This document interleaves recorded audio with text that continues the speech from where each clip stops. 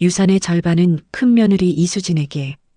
변호사의 차분한 목소리가 장례식장 빈소를 얼어붙게 만들었습니다. 2024년 11월 15일 오후 2시 장례식장 3층 빈소.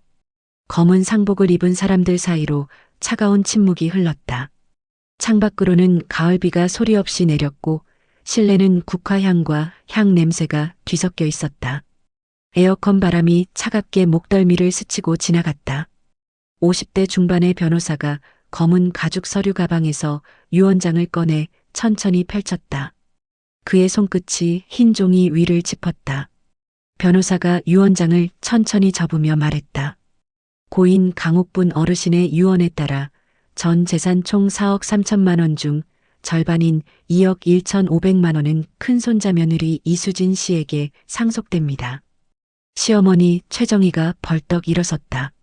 그녀의 얼굴은 새하얗게 질려 있었고 손은 부들부들 떨렸다. 60대 후반의 나이에도 불구하고 평소 단정했던 머리는 흐트러져 있었고 입술은 바짝 말라 있었다. 그녀가 떨리는 목소리로 외쳤다. 말도 안 돼. 이게 무슨 소리야. 수지는 의자에 앉은 채 고개를 숙이고 있었다. 손에는 할머니가 생전에 쥐어주셨던 낡은 손수건이 꽉 쥐어져 있었다. 그 손수건은 땀에 젖어 축축했고 손끝은 하얗게 질려 있었다. 사연 시작 전 구독과 좋아요 버튼을 눌러주시면 영상을 제작하는 달그림에게 큰 힘이 됩니다. 일망 유언장 한 장이 뒤집은 진실. 최정희가 수진을 향해 손가락질하며 소리쳤다. 내가 꼬드긴 거지? 할머니가 정신 없으실 때 유언장 쓰게 한 거 아니야? 수진이 천천히 고개를 들었다. 그녀의 눈에는 눈물이 고여 있었지만 목소리는 차분했다. 어머님, 저는 아무것도 한 적 없습니다. 옆에 앉아있던 시동생 부부가 웅성거리기 시작했다. 둘째 며느리가 남편의 팔을 잡아당기며 작은 목소리로 속삭였다. 형님한테 절반이라니. 우리는 얼마나 받는 거야?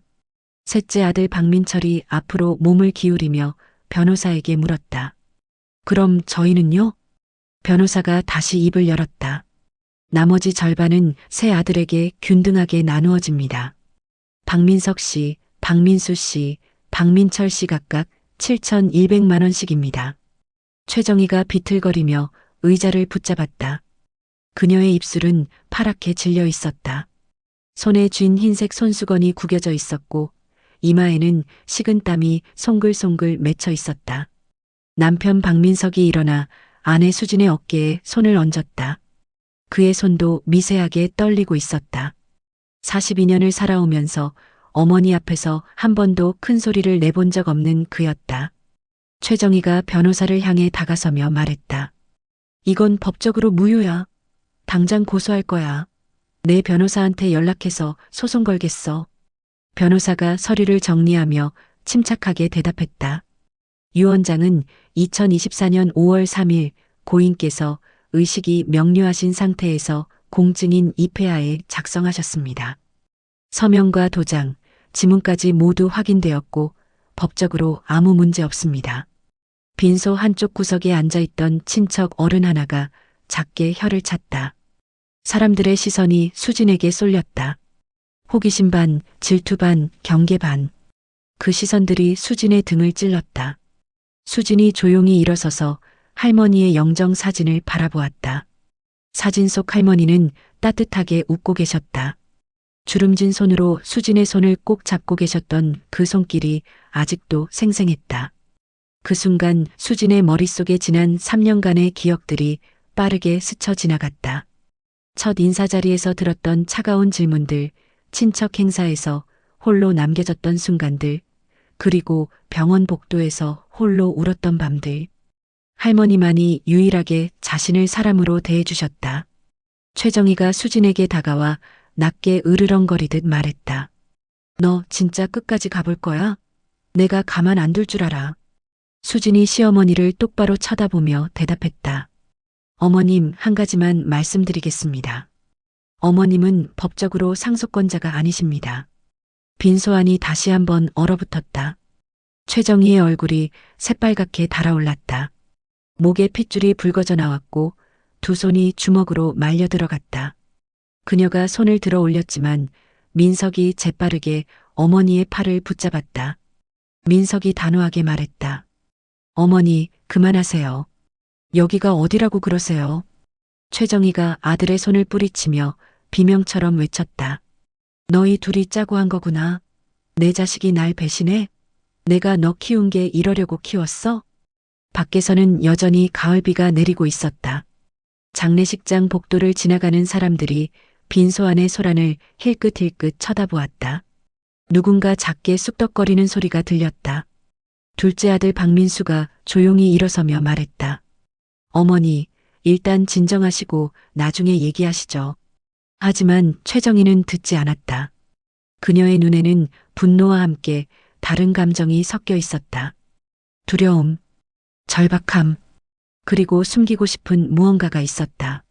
수지는 다시 한번 할머니의 영정을 바라보았다. 할머니가 생전에 했던 마지막 말이 귓가에 맴돌았다. 큰아가 정말 고맙다. 도대체 무슨 일이 있었던 걸까요? 왜 할머니는 큰 며느리에게 유산의 절반을 남긴 걸까요? 그리고 이 가족에게 무슨 일이 있었던 걸까요? 이야기는 3년 전 그날로 거슬러 올라갑니다. 이망 학벌이라는 이름의 신문.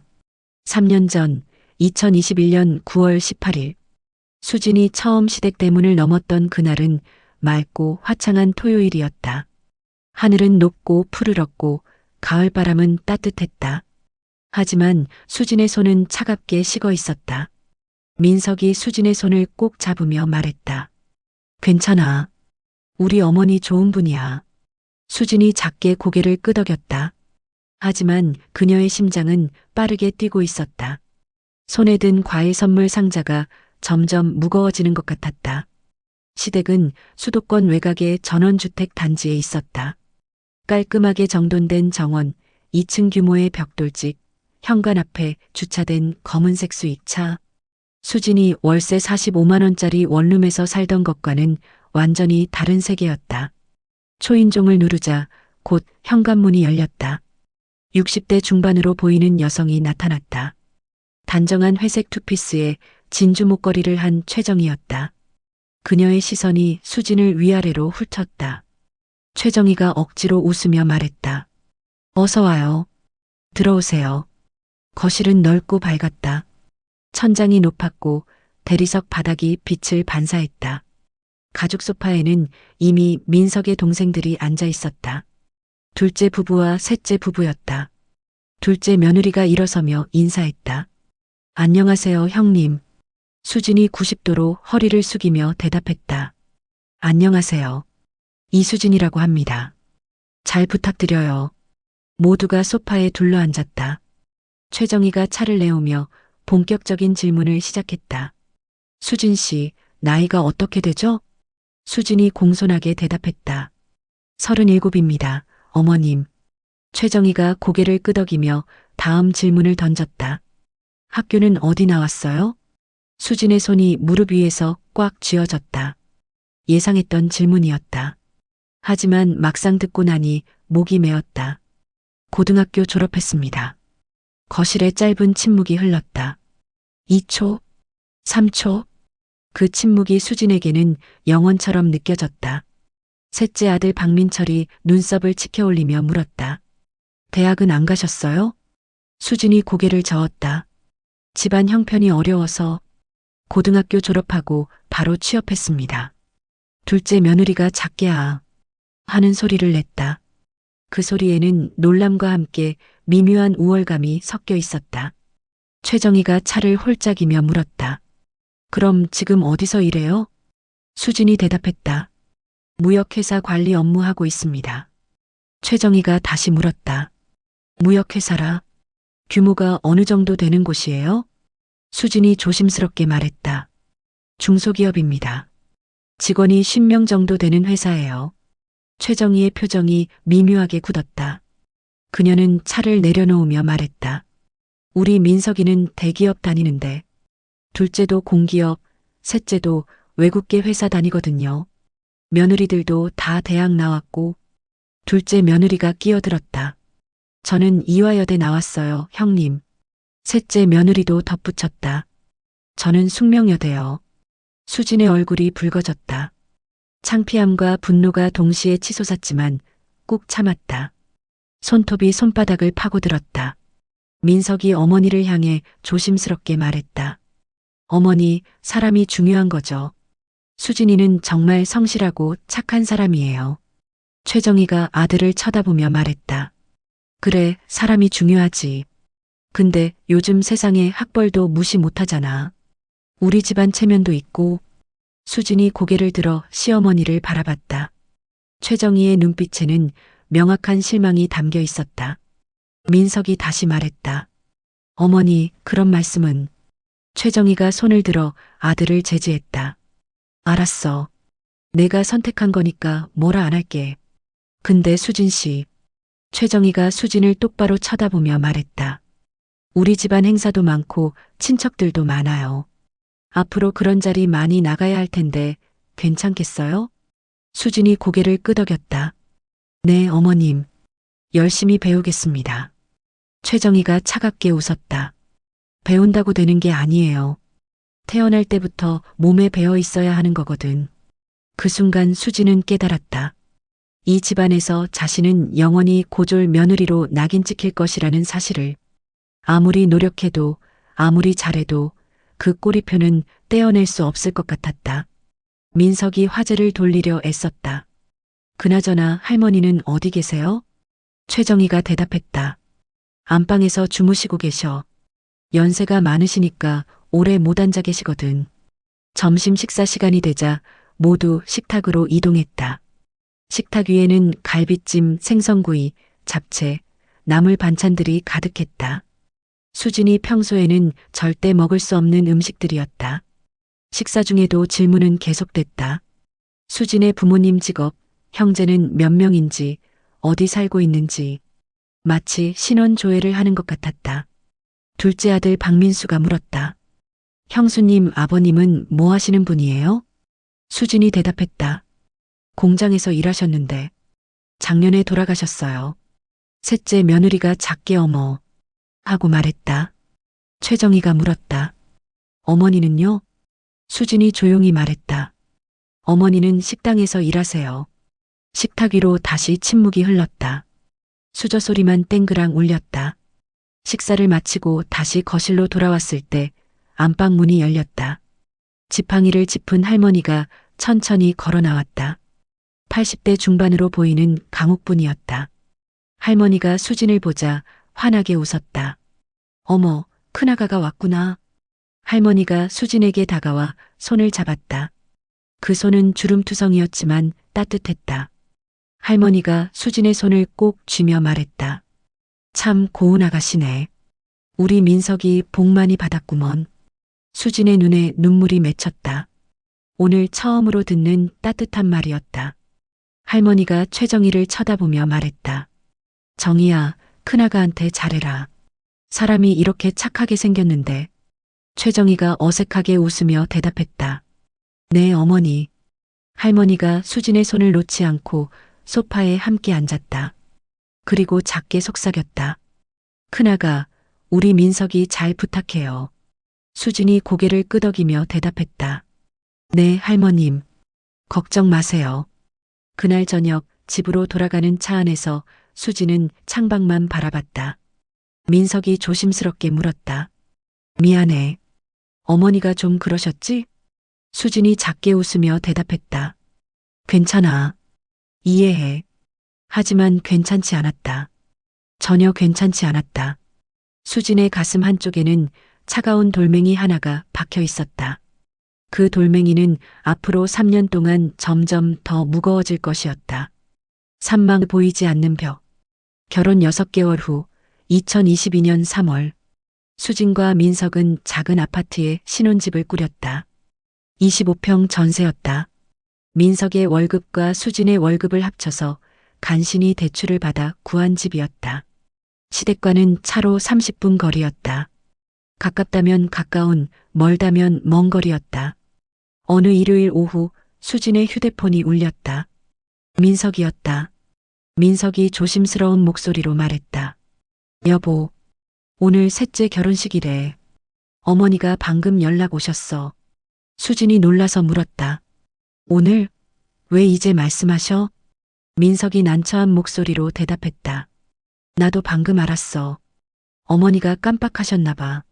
수진은 휴대폰을 꽉 쥐었다. 깜빡했을 리 없었다. 셋째 결혼식이면 최소 2개월 전부터 준비했을 텐데. 방금 연락이 오다니. 민석이 다시 말했다. 오후 2시에 시작이래. 지금 출발하면 될 것 같은데. 수진이 옷장을 열었다. 갑자기 입을 옷이 없었다. 결혼식에 입고 갈 만한 옷이 하나도 없었다. 급하게 캐주얼한 원피스를 꺼냈다. 결혼식장에 도착했을 때는 이미 식이 시작된 후였다. 하객들이 가득 찬 홀 뒤쪽에 겨우 자리를 찾았다. 멀리 앞쪽에 시댁 식구들이 모여 앉아 있었다. 최정희는 화려한 한복을 입고 있었고 둘째 부부도 정장 차림이었다. 그들은 한참 전부터 준비해서 온 것이 분명했다. 식이 끝나고 피로 연장으로 이동했다. 신랑 신부 가족 테이블이 따로 마련되어 있었다. 최정희가 수진과 민석을 보더니 말했다. 어머, 너희 왔어? 자리가 좀 비좁은데 괜찮겠어? 둘째 며느리가 옆에서 말했다. 형님, 저기 뒤쪽 테이블에 자리 있던데요. 수진은 그제야 깨달았다. 자리가 비좁은 게 아니었다. 처음부터 자신과 민석의 자리를 빼놓고 준비한 것이었다. 민석이 어머니에게 물었다. 어머니, 저희 자리는 어디예요? 최정희가 손을 흔들며 대답했다. 저기 뒤에 빈 테이블 있잖아. 거기 앉아. 어차피 이제 식도 끝났고. 수진과 민석은 구석 테이블로 갔다. 그곳은 가족석이 아니라 일반 하객석이었다. 모르는 사람들과 함께 앉아야 했다. 민석이 작게 사과했다. 미안해. 어머니가 왜 이러시는지 모르겠네. 수진은 아무 말도 하지 않았다. 알고 있었다. 왜 이러는지. 고졸 며느리는 가족 사진에도 낄 자격이 없다는 뜻이었다. 식사 후 가족 사진을 찍을 때도 수진과 민석은 빠졌다. 최정희가 사진사에게 말했다. 우리 가족만 먼저 찍어요. 민석이 앞으로 나서려 했지만 최정희가 손짓으로 제지했다. 너희는 나중에 따로 찍어. 지금은 신랑 쪽 가족만. 사진 속에는 시할머니, 최정희, 둘째 부부, 셋째 신랑 신부가 있었다. 큰아들 부부만 없었다. 그날 밤 집으로 돌아온 수지는 침대에 누워 천장만 바라봤다. 민석이 옆에 누우며 말했다. 내일 어머니한테 얘기해 볼게.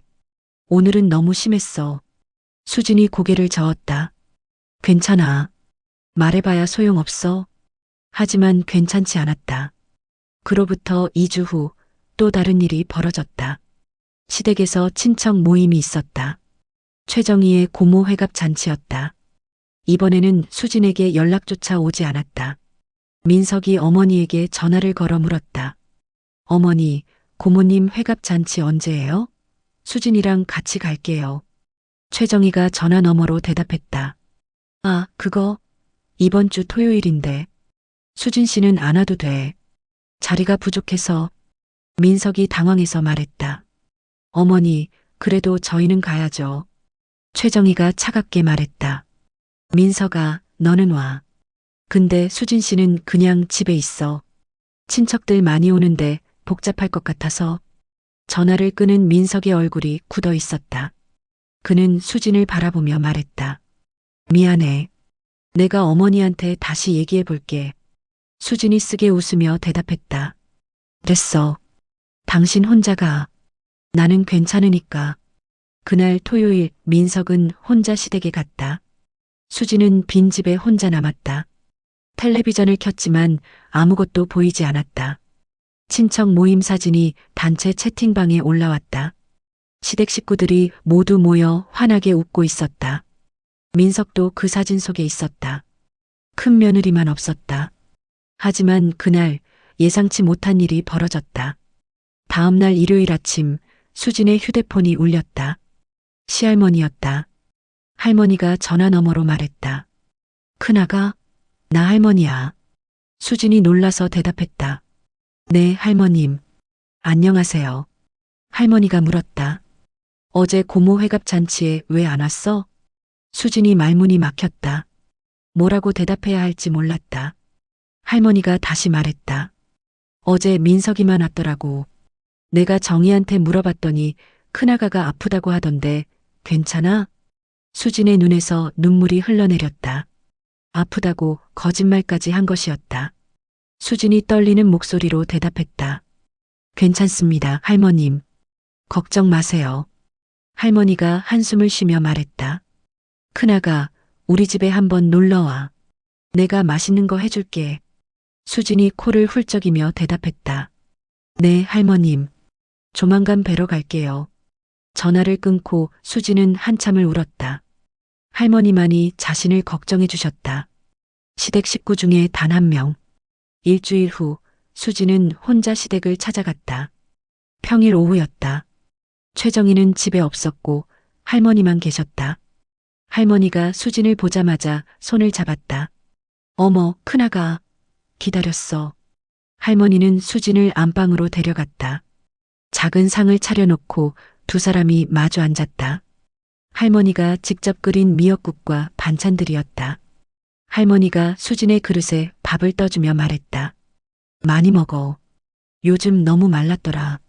수진이 한 숟가락 먹는데 눈물이 나왔다. 할머니가 손수건을 꺼내 수진의 눈물을 닦아주었다. 할머니가 조용히 물었다. 우리 큰아가 많이 힘들지? 수진이 고개를 끄덕였다. 말로는 표현할 수 없었다. 할머니가 수진의 손을 꼭 잡으며 말했다.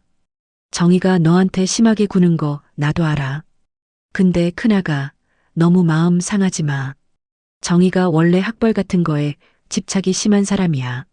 수진이 눈물을 닦으며 물었다. 제가 뭘 잘못한 건가요? 할머니가 고개를 저었다.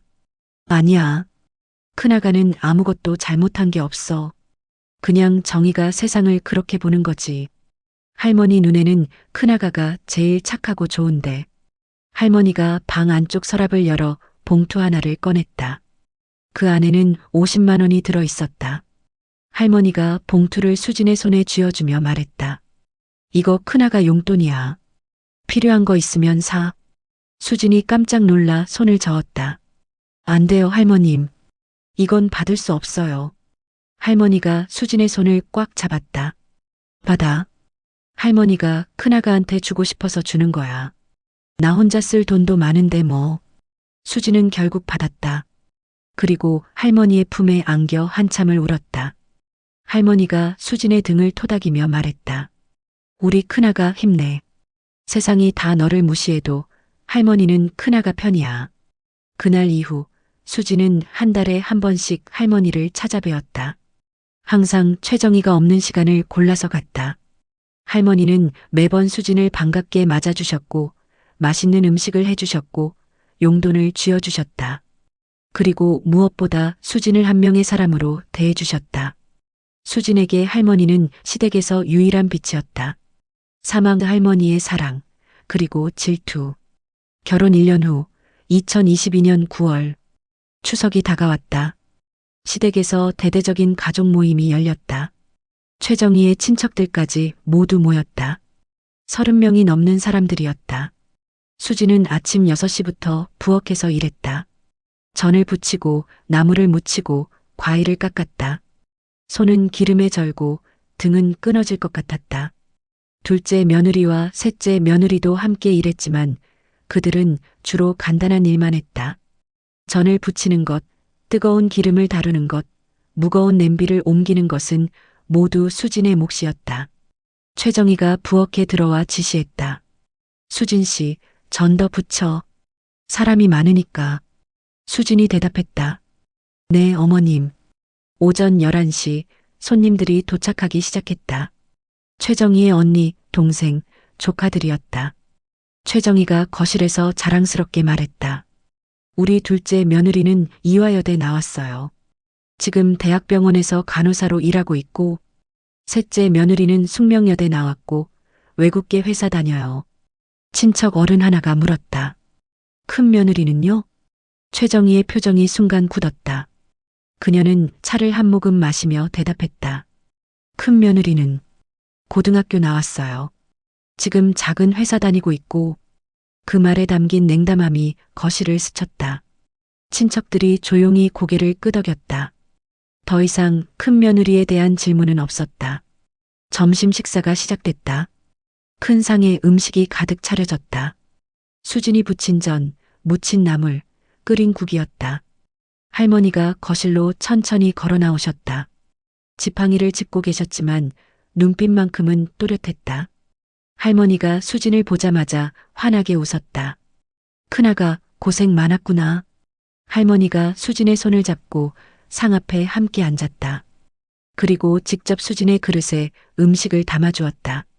할머니가 큰 소리로 말했다. 우리 큰아가가 이 음식 다 만들었어요. 아침부터 고생했다고. 친척들이 수진을 쳐다봤다. 어떤 이들은 감사의 눈빛을, 어떤 이들은 호기심을 보냈다. 최정희의 언니가 말했다. 큰 며느리가 요리를 잘하네요. 할머니가 자랑스럽게 대답했다. 잘하고 말고 우리 큰아가는 손도 야무지고 마음도 착해요. 민석이가 복받았지. 최정희의 얼굴이 미묘하게 굳었다. 그녀는 아무 말 없이 젓가락질만 했다. 식사 후 할머니가 수진을 안방으로 불렀다. 할머니가 서랍에서 봉투를 꺼내며 말했다. 큰아가, 이거 명절 용돈이야. 봉투 안에는 100만 원이 들어 있었다. 수진이 깜짝 놀라 말했다. 할머님, 이건 너무 많아요. 못 받아요. 할머니가 수진의 손을 꼭 잡았다. 받아. 큰아가가 제일 고생했잖아. 아침부터 일하는 거 할머니가 다 봤어. 수진이 눈물을 글썽이며 받았다. 할머니가 작게 속삭였다. 다른 사람들한테는 비밀이야. 정희가 알면 또 뭐라 할까봐. 수진이 고개를 끄덕였다. 하지만 비밀은 오래가지 못했다. 며칠 후 둘째 며느리가 최정희에게 말했다. 어머님, 할머니가 형님한테 명절 용돈 많이 주신 것 같던데요. 최정희가 눈썹을 치켜세웠다. 얼마나? 둘째 며느리가 대답했다. 제가 우연히 봤는데 두툼한 봉투더라고요. 저희는 30만 원씩 받았는데. 최정희의 얼굴이 일그러졌다. 그날 저녁 최정희가 할머니 방으로 들어갔다. 최정희가 날카롭게 물었다. 어머니, 큰 며느리한테 돈 얼마 주셨어요? 할머니가 태연하게 대답했다. 왜? 내 돈 내가 주는데 뭐가 문제야? 최정희가 목소리를 높였다. 얼마 주셨냐고요? 할머니가 잠시 침묵하다가 말했다. 100만 원. 최정희가 황당하다는 듯 웃었다. 100만 원요? 다른 며느리들은 30만 원 주시면서요? 왜 큰 며느리한테만 그렇게 많이 주세요? 할머니가 단호하게 대답했다. 큰아가가 제일 고생했으니까. 아침부터 혼자 다 준비했잖아. 최정희가 어이없다는 표정으로 말했다. 고생한 건 다른 며느리들도 마찬가지예요. 할머니가 지팡이로 바닥을 탁 쳤다. 정희야, 내가 큰아가한테 어떻게 하는지 내가 다 알아. 결혼식 때도 자리 안 줬지? 회갑 잔치 때도 안 부르고. 내가 그런 거 몰라? 최정희의 얼굴이 새하얗게 질렸다. 할머니가 계속 말했다. 큰아가는 아무 말 안 하지만 내가 보면 다 알아. 너희가 얼마나 무시하는지. 그래놓고 명절 때는 제일 많이 일 시키고 나는 그게 더 한심해. 최정희가 입술을 깨물었다. 할머니가 최종적으로 말했다. 내 돈 내가 쓰는 건데 내가 왜 참견해?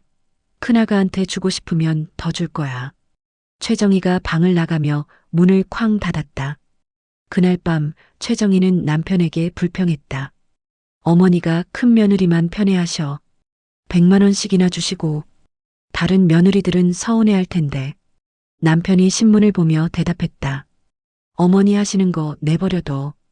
어머니가 보시기에 수진이가 제일 마음에 드시나 보지. 최정희가 남편을 노려봤다. 당신도 큰 며느리 편이야? 남편이 한숨을 쉬었다. 편이 어딨어. 그냥 어머니가 좋으시다니까 그런 거지. 최정희는 더 이상 말하지 않았다. 하지만 그녀의 마음속에는 질투와 분노가 쌓여갔다. 며칠 후 수진이 다시 시댁을 방문했을 때 분위기가 달랐다. 최정희가 차갑게 말했다. 수진 씨, 앞으로 할머니 방에 너무 자주 가지 마세요. 수진이 놀라서 물었다. 왜요, 어머님? 최정희가 냉정하게 대답했다. 할머니가 연세도 많으시고 피곤해 하시거든요. 자주 오면 부담스러워 하실 것 같아서. 하지만 수진은 알고 있었다. 진짜 이유가 뭔지. 할머니의 사랑이 부러워서 그 사랑을 끊고 싶어서 하는 말이라는 것을. 수진이 조용히 대답했다. 알겠습니다, 어머님. 하지만 할머니는 달랐다. 얼마 후 할머니가 직접 수진에게 전화를 걸었다. 할머니가 말했다. 큰아가, 언제 올 거야? 할머니가 보고 싶은데. 수진이 눈물을 참으며 대답했다. 할머님, 어머님이 너무 자주 오지 말라고 하셨어요. 할머니가 코웃음을 쳤다. 정희 말 듣지 마. 할머니가 보고 싶으면 오는 거야. 이 집 주인은 나야, 정희가 아니고. 수진은 웃음과 눈물이 동시에 나왔다. 그렇게 할머니는 계속해서 수진의 편이 되어 주었다. 시댁 식구들이 수진을 무시할수록 할머니는 더욱 수진을 챙겼다. 그리고 그 사랑은 시댁 식구들의 질투를 더욱 키워갔다. 오망 떠넘겨진 책임. 작년 봄, 2023년 4월, 수진의 휴대폰에 민석의 전화가 걸려왔다. 목소리가 떨리고 있었다. 민석이 다급하게 말했다. 여보, 할머니가 쓰러지셨대. 지금 병원이야. 수진이 가슴이 철렁 내려앉으며 물었다. 어떻게 된 거야? 민석이 대답했다. 아침에 갑자기 쓰러지셔서 119 불러서 응급실로 갔대. 지금 검사 중이야. 수진은 곧바로 회사에 반차를 내고 병원으로 달려갔다. 응급실 앞에는 시댁 식구들이 모여 있었다. 최정희, 둘째 부부, 셋째 부부. 모두 불안한 얼굴이었다. 수진이 다가가자 최정희가 피곤한 얼굴로 말했다. 수진 씨도 왔어? 수진이 물었다. 할머님은요? 최정희가 고개를 저었다. 아직 검사 중이야. 의사 선생님이 곧 나오실 거래. 1시간 후 의사가 나왔다. 50대 중반의 종양내과 전문의였다. 의사가 무거운 목소리로 말했다. 검사 결과가 나왔습니다. 췌장암 사기입니다. 최정희가 비틀거렸다. 둘째 며느리가 어머니를 부축했다. 민석이 떨리는 목소리로 물었다. 치료는 가능한가요? 의사가 고개를 저었다. 이미 전이가 많이 진행됐습니다. 적극적인 치료는 어렵고 통증 관리와 완화 치료에 집중해야 할 것 같습니다. 최정희가 물었다. 얼마나? 시간이 남았나요? 의사가 조심스럽게 대답했다. 정확하게 말씀드리긴 어렵지만 6개월에서 1년 정도 보시면 될 것 같습니다. 응급실 앞이 무거운 침묵에 잠겼다.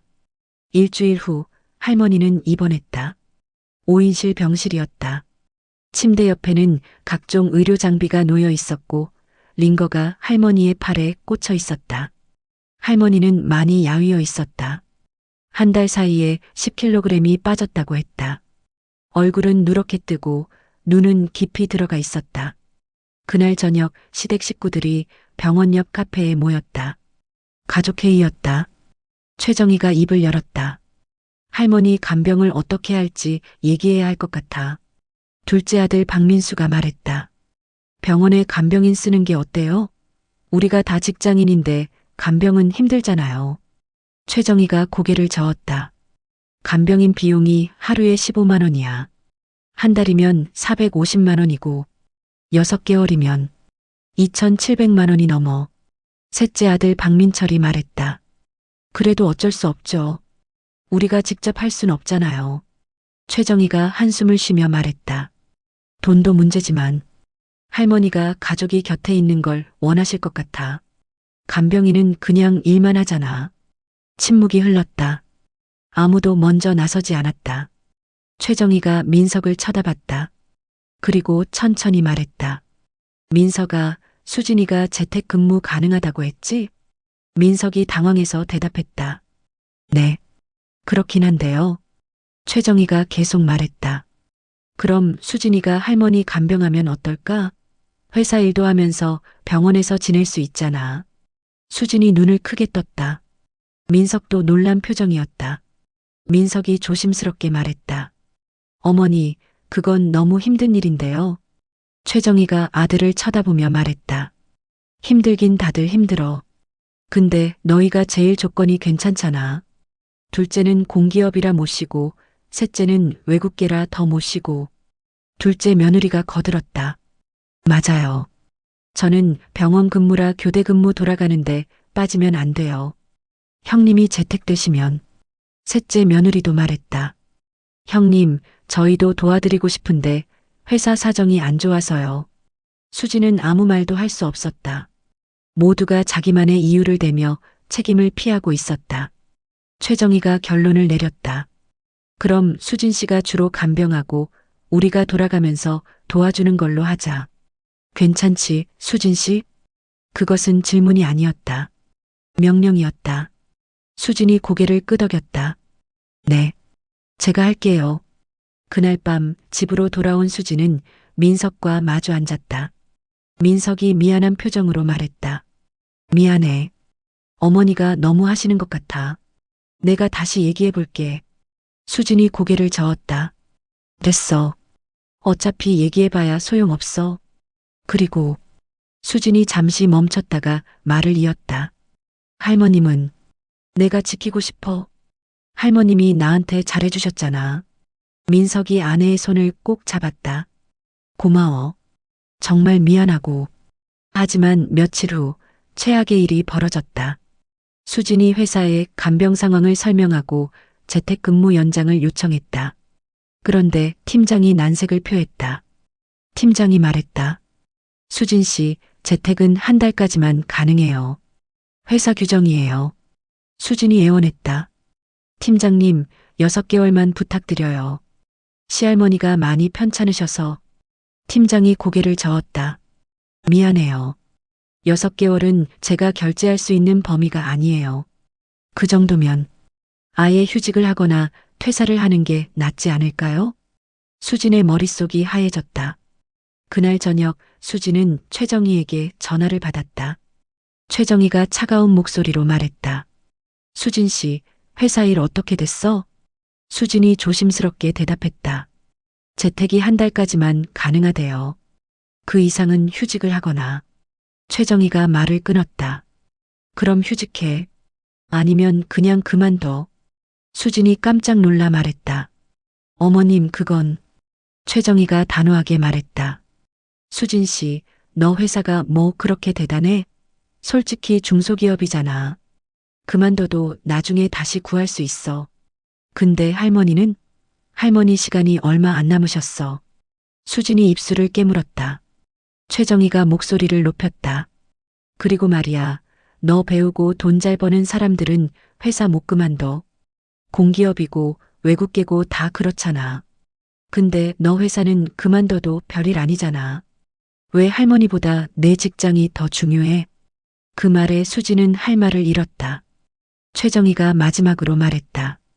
일주일 안에 결정해. 할머니 혼자 병원에 계시면 안 되니까. 전화가 끊겼다.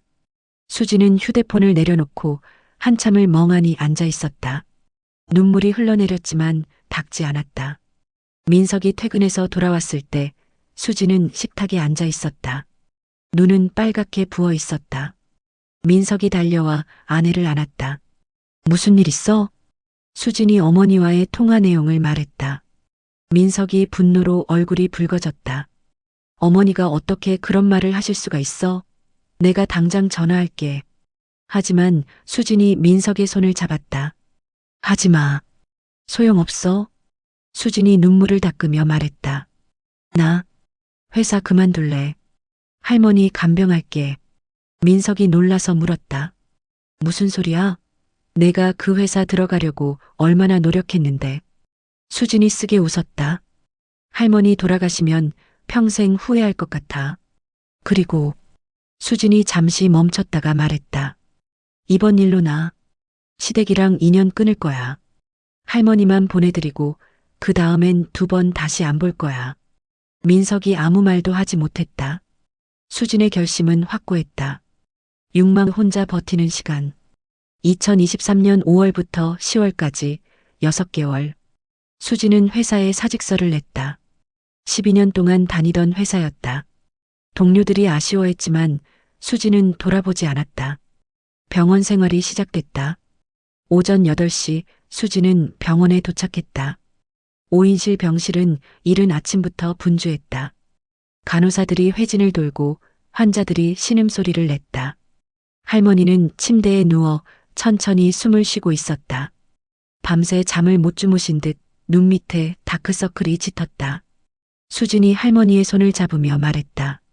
할머님, 주무셨어요? 할머니가 미소를 지으며 대답했다. 큰아가, 또 왔구나. 수지는 할머니의 침대를 정리하고 세면을 도왔다. 할머니의 몸은 너무 가벼웠다. 뼈만 남은 것 같았다. 아침 식사 시간이 됐다. 병원 죽이 나왔지만 할머니는 먹지 못했다. 입맛이 없었다.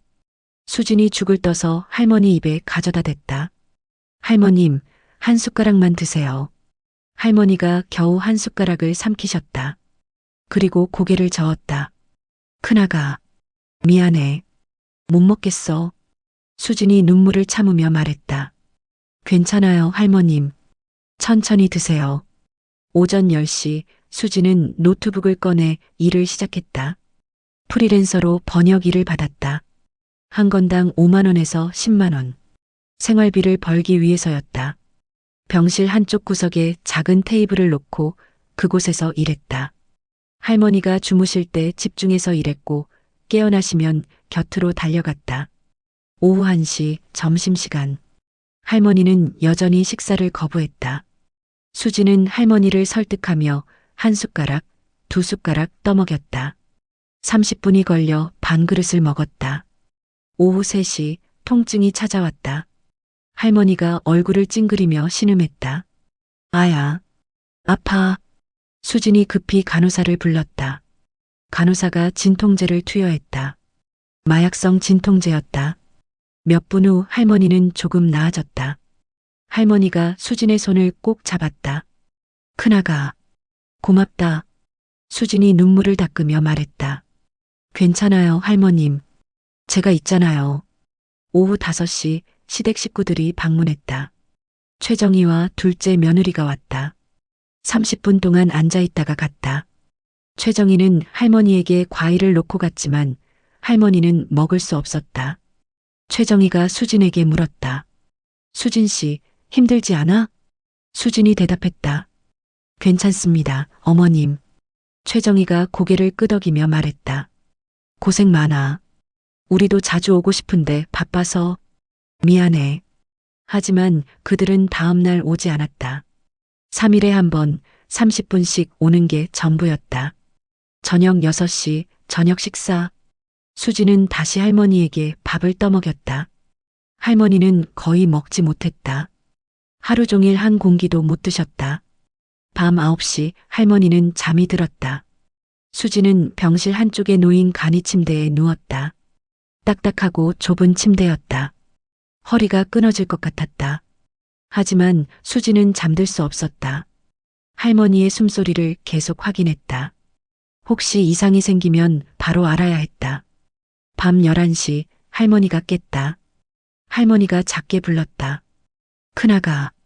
수진이 벌떡 일어나 달려갔다. 네, 할머님. 뭐 필요하세요? 할머니가 말했다. 화장실. 수지는 할머니를 부축해 화장실로 갔다. 할머니의 몸은 너무 가벼워서 바람에 날아갈 것 같았다. 화장실에서 나와 다시 침대에 눕히고 이불을 덮어드렸다. 할머니가 수진의 손을 잡으며 말했다. 큰아가, 너무 고생시켜서 미안해. 수진이 고개를 저었다. 아니에요, 할머님. 제가 하고 싶어서 하는 거예요. 할머니가 눈물을 글썽이며 말했다. 큰아가, 정말 착해. 우리 민석이 복받았어. 그렇게 하루가 지나갔다.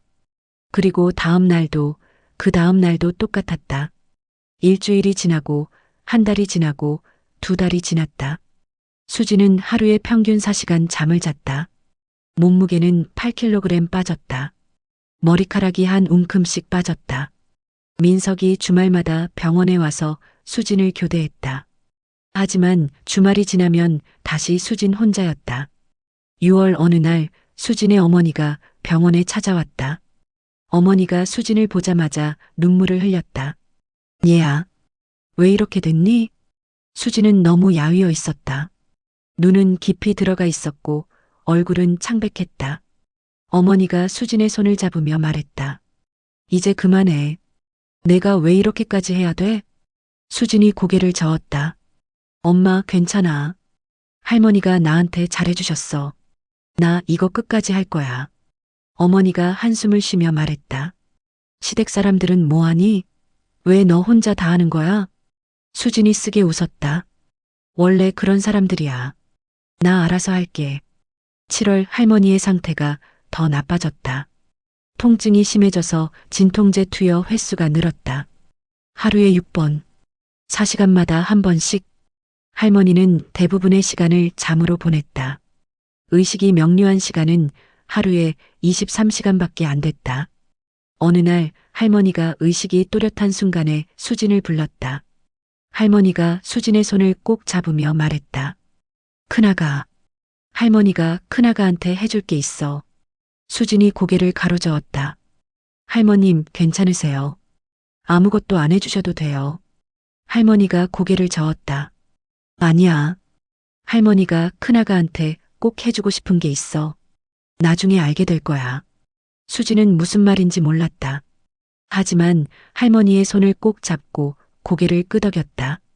8월 수진의 통장 잔고는 120만 원이 남아 있었다. 프리랜서 일로 한 달에 80만 원 정도 벌었다. 생활비로 50만 원, 병원비 보조로 30만 원을 썼다. 매달 적자였다. 민석이 걱정했지만 수진은 괜찮다고 했다. 9월 할머니는 거의 깨어나지 못했다. 의사가 말했다. 이제 시간이 얼마 안 남았습니다.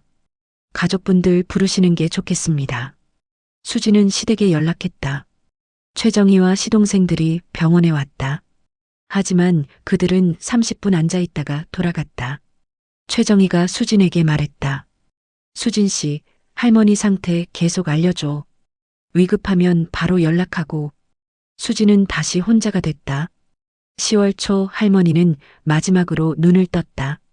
할머니가 수진을 보자 미소를 지었다. 큰아가. 수진이 눈물을 흘리며 손을 잡았다. 네, 할머님. 제가 여기 있어요. 할머니가 작은 목소리로 말했다. 고맙다. 정말 고맙다. 수진이 울먹이며 대답했다. 할머님, 고마운 건 저예요. 할머님이 저한테 너무 잘해주셨어요. 할머니가 마지막으로 수진의 손을 꼭 쥐었다. 그리고 눈을 감았다. 2023년 10월 13일 오후 5시 47분. 시할머니 강옥부는 87세의 나이로 세상을 떠났다. 수진은 할머니의 손을 잡고 한참을 울었다. 칠막 무너지는 거짓과 드러나는 진실. 2024년 11월 15일 유언장 낭독이 끝난 직후 장례식장 빈소는 여전히 혼란스러웠다. 최정희는 의자에 주저앉아 있었고 시동생들은 서로 눈치만 보고 있었다. 변호사가 서류를 정리하며 말했다. 유족분들께서는 일주일 내로 제 사무실로 방문해 주시면 상속 절차를 진행하겠습니다. 최정희가 벌떡 일어나며 소리쳤다. 안 돼. 이건 무효야. 당장 소송 걸 거야. 변호사가 침착하게 대답했다. 그건 부인의 자유입니다. 하지만 말씀드렸다시피 유언장은 법적으로 완벽합니다. 최정희가 수진을 쏘아보며 말했다. 넌 끝이야. 내가 절대 가만 안 둘 거야. 민석이 어머니 앞을 가로막으며 말했다. 어머니, 그만하세요. 최정희가 아들을 밀치며 소리쳤다. 비켜. 내가 뭔데 나한테 대들어. 그때 둘째 아들 박민수가 조용히 입을 열었다. 어머니, 진정하세요. 소송 걸면 돈만 더 들어가요. 최정희가 둘째를 쳐다봤다. 무슨 소리야? 박민수가 냉정하게 말했다. 변호사 선임 비용만 몇 천만 원이에요. 그리고 이겨도 변호사 비용 제외하면 남는 게 없어요. 셋째 아들 박민철도 거들었다. 형님 말이 맞아요. 유 원장이 공증까지 됐으면 승소 가능성도 낮고요. 최정희가 아들들을 번갈아 쳐다봤다. 그들은 이미 계산을 끝낸 얼굴이었다. 소송보다는 받을 수 있는 몫이라도 챙기는 게 낫다고 판단한 것이었다. 최정희가 허탈하게 웃었다. 너희들도 날 배신하는 거구나. 박민수가 고개를 저었다. 배신이 아니에요. 현실적인 얘기예요. 최정희는 더 이상 말하지 못했다. 며칠 후 변호사 사무실에서 상속 절차가 진행됐다. 넓은 회의실 테이블에 시댁 식구들이 모두 모였다. 수진과 민석, 둘째 부부, 셋째 부부, 그리고 최정희. 변호사가 서류를 나눠주며 설명했다. 고인 강옥분 어르신의 전 재산은 4억 3천만 원입니다. 부동산 2억 8천만 원, 예금 1억 5천만 원입니다. 변호사가 계속 설명했다. 유언에 따라 이수진 씨께 2억 1천5백만 원, 박민석 씨, 박민수 씨, 박민철 씨께 각각 7,100만 원씩 배분됩니다. 최정희가 입술을 깨물었다. 그녀의 손이 떨리고 있었다. 박민수가 서류에 서명하며 말했다. 형수님, 축하드려요. 하지만 그의 목소리에는 진심이 담겨 있지 않았다. 수지는 아무 말도 하지 않았다. 서류에 조용히 서명했다. 절차가 끝나고 모두 밖으로 나왔다. 최정희가 수진을 불러 세웠다. 수진 씨, 잠깐. 수진이 멈춰섰다. 최정희가 다가와 낮은 목소리로 말했다. 너 정말 양심도 없니? 6개월 간병했다고 2억을 받는 게 말이 돼? 수진이 차분하게 대답했다. 어머님, 제가 원한 게 아닙니다. 할머님이 결정하신 거예요. 최정희가 비웃었다. 할머니가 정신이 온전하셨겠어? 내가 꼬드긴 거지. 수진이 최정희를 똑바로 쳐다보며 말했다. 어머님은 6개월 동안 몇 번이나 병원에 오셨나요? 최정희의 얼굴이 굳었다. 수진이 계속 말했다. 제가 세어봤어요. 총 15번 오셨어요. 한 번에 30분씩. 총 7시간 30분이에요. 수진의 목소리가 조금씩 높아졌다. 저는 6개월, 180일 하루 20시간씩 곁에 있었어요.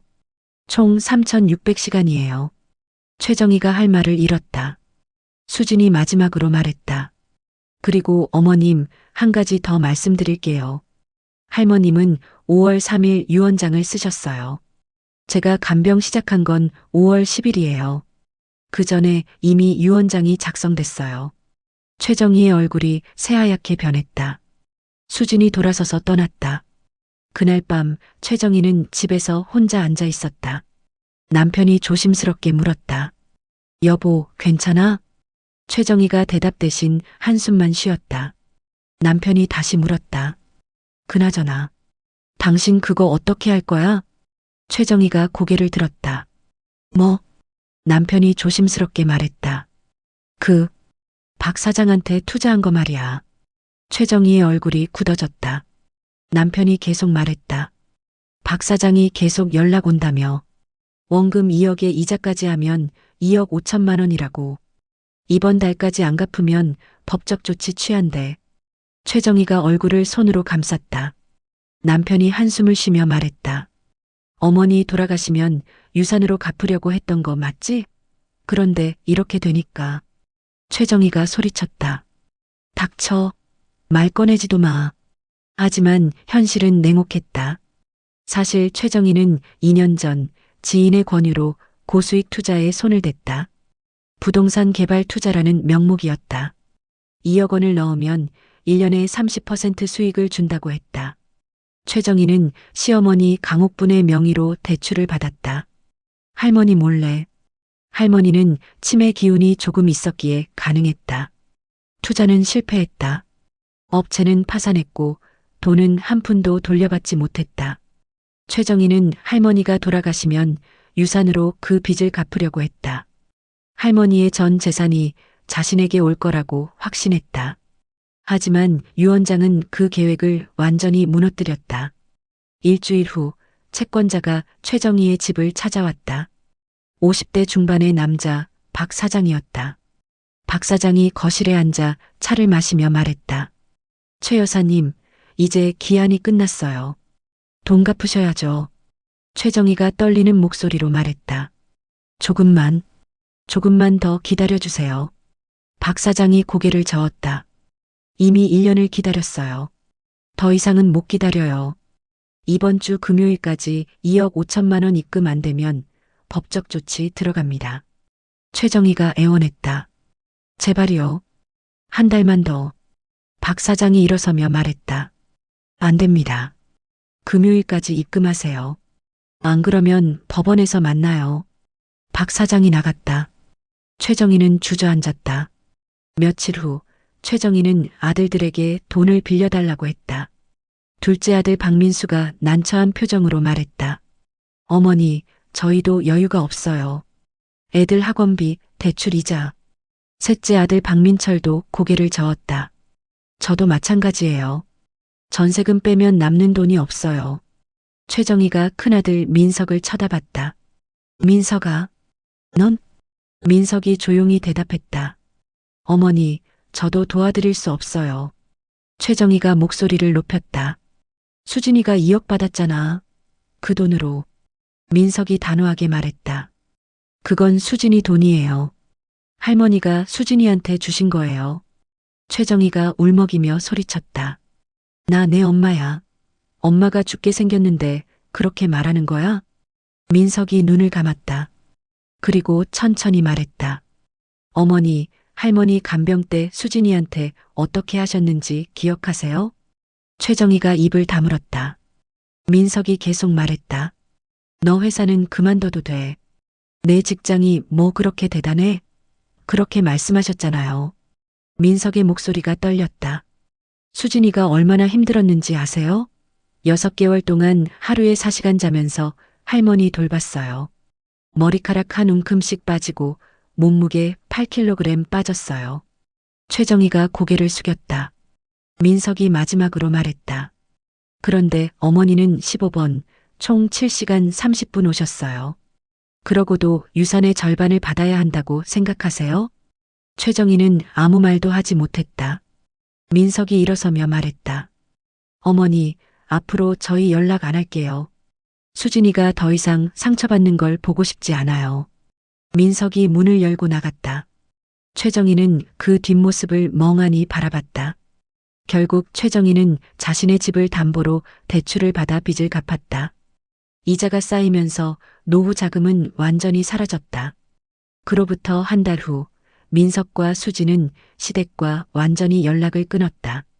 추석에도 설날에도 시댁에 가지 않았다. 전화도 받지 않았다. 최정희는 여러 번 연락을 시도했지만 민석은 받지 않았다. 그렇게 시간이 흘렀다. 팔망 진짜 가족의 의미. 2년 후 2026년 봄 따뜻한 4월의 어느 토요일 오후 한강공원 벚꽃길. 벚꽃이 만개했다. 하얀 꽃잎이 바람에 날려 눈처럼 흩날렸다. 공원에는 가족들과 연인들로 가득했다. 수진과 민석이 손을 잡고 벚꽃길을 걷고 있었다. 두 사람 사이에는 3살 난 딸아이가 뛰어놀고 있었다. 딸아이가 땅에 떨어진 꽃잎을 주우며 말했다. 엄마, 이거 봐. 예쁘지? 수진이 무릎을 꿇고 딸을 안으며 웃었다. 그래, 우리 옥분이. 정말 예쁘다. 딸의 이름은 강옥분의 이름을 따서 지었다. 박옥분. 할머니를 기억하기 위해서였다. 민석이 딸을 안아 올리며 말했다. 옥분아, 할머니 사진 보러 갈까? 옥분이가 고개를 끄덕였다. 응, 할머니 보고 싶어. 세 사람은 벤치에 앉았다. 민석이 휴대폰을 꺼내 할머니 사진을 보여줬다. 할머니가 환하게 웃고 있는 사진이었다. 옥분이가 화면을 손가락으로 가리키며 말했다. 할머니 예쁘다. 수진이 딸의 머리를 쓰다듬으며 말했다. 그래. 할머니는 정말 좋은 분이셨어. 민석이 아내의 어깨에 손을 얹었다. 할머니가 옥분이 보셨으면 정말 좋아하셨을 텐데. 수진이 고개를 끄덕였다. 그러게. 분명 엄청 예뻐하셨을 거야. 2년 동안 많은 것이 변했다.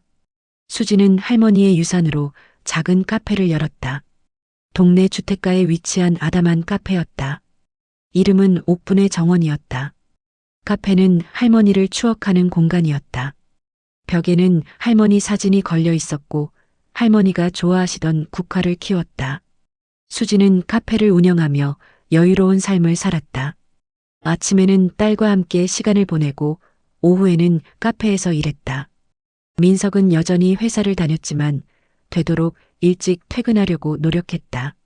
가족과 함께하는 시간이 가장 소중하다는 것을 깨달았기 때문이었다. 시댁과는 완전히 연락을 끊었다. 2년 동안 단 한 번도 통화하지 않았다. 처음에는 최정희가 계속 연락을 시도했다. 문자, 전화, 심지어 집 앞까지 찾아왔다. 하지만 민석은 단호했다. 민석이 어머니에게 마지막으로 보낸 문자가 있었다. 어머니, 수진이와 할머니에게 사과하지 않는 한 연락하지 말아주세요. 저희는 이제 저희 가족끼리 살겠습니다. 최정희는 사과하지 않았다.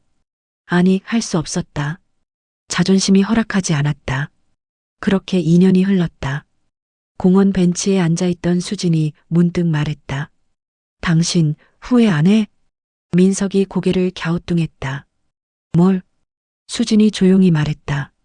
어머니랑 연락 끊은 거. 가족이잖아. 민석이 아내의 손을 꼭 잡으며 말했다. 후회 안 해. 당신이 당한 일들 생각하면. 그게 맞는 거였어. 민석이 잠시 멈췄다가 말을 이었다. 그리고 가족이라는 게 꼭 혈연만은 아니잖아. 할머니가 그걸 가르쳐 주셨어. 수진이 눈물을 글썽이며 고개를 끄덕였다. 민석이 계속 말했다. 할머니는 당신을 정말 가족으로 대해주셨어. 혈연이 아니었지만 당신을 가장 아끼고 사랑해 주셨잖아. 수진이 눈물을 닦았다. 민석이 마지막으로 말했다. 그래서 우리 가족은 우리끼리 잘 살면 돼. 옥분이도 있고 앞으로 둘째도 생기고 그게 진짜 가족이야. 옥분이가 아빠의 품에서 말했다. 아빠, 나 동생 갖고 싶어. 수진과 민석이 함께 웃었다. 그날 저녁 세 사람은 할머니 묘소를 찾았다. 묘소는 서울 근교 공원묘지에 있었다. 깔끔하게 정돈되어 있었고 꽃이 피어 있었다. 수진이 묘비 앞에 무릎을 꿇고 꽃을 놓았다. 묘비에는 이렇게 적혀 있었다. 강옥분 1936년 3월 12일 2023년 10월 13일 사랑하는 할머니 영원히 기억하겠습니다. 수진이 묘비를 쓰다듬으며 작게 말했다. 할머님, 저 잘 살고 있어요. 당신 덕분에 행복해요. 민석이 옆에서 말했다. 할머니, 손녀가 태어났어요. 이름이 옥분이에요. 할머니 이름을 땄어요. 옥분이가 묘비를 가리키며 말했다. 할머니, 안녕. 세 사람은 한참을 그 자리에 앉아 있었다. 바람이 불어왔다. 따뜻하고 부드러운 바람이었다. 마치 할머니가 쓰다듬어 주시는 것 같았다. 수지는 또 한 가지 일을 했다. 할머니의 유산 중 500만 원을 지역 노인복지센터에 기부했다. 할머니 이름으로. 그 돈은 홀로 사시는 어르신들의 식사 지원에 쓰였다. 복지센터에서는 감사패를 보내왔다. 강옥분 할머니를 기리며 따뜻한 나눔에 감사드립니다. 수지는 그 감사패를 카페 벽에 걸어두었다. 손님들이 물어보면 수지는 설명했다. 저희 할머니세요. 정말 좋으신 분이셨어요. 그렇게 할머니의 사랑은 계속 이어졌다. 저녁 무렵 카페로 돌아온 수지는 문을 열고 들어갔다. 카페 안은 따뜻했다. 은은한 조명, 국화 향기, 부드러운 음악. 수지는 커피를 한 잔 내려 창가 자리에 앉았다. 창밖으로는 벚꽃이 보였다. 민석이 옥분이를 안고 들어왔다. 여보, 피곤하지? 수진이 고개를 저었다. 아니, 괜찮아. 너무 행복해서. 민석이 아내 옆에 앉았다. 나도 행복해. 옥분이가 엄마 무릎에 올라와 안겼다. 세 사람은 창밖을 바라봤다. 벚꽃잎이 천천히 떨어지고 있었다. 수진이 작게 중얼거렸다. 할머님, 감사해요. 저한테 진짜 가족이 뭔지 가르쳐 주셔서. 창밖으로 석양이 지고 있었다. 하늘은 주황빛으로 물들어 있었고 공기는 따뜻했다. 수지는 이제 알았다. 가족은 혈연이 아니었다. 학벌도 돈도 체면도 아니었다. 가족은 끝까지 사람으로 대해주는 것이었다. 아플 때 곁에 있어주는 것이었다. 힘들 때 손 잡아주는 것이었다. 할머니는 그것을 보여주셨다. 그리고 수지는 그것을 배웠다. 이제 수지는 딸에게도 그렇게 가르칠 것이었다. 진짜 가족의 의미를. 오늘의 이야기가 마음에 남으셨다면 구독과 좋아요 버튼 눌러주세요. 그리고 댓글로 함께 마음을 나눠주세요. 여러분의 작은 응원이 다음 이야기를 이어가는 큰 힘이 됩니다. 끝까지 시청해 주셔서 감사합니다.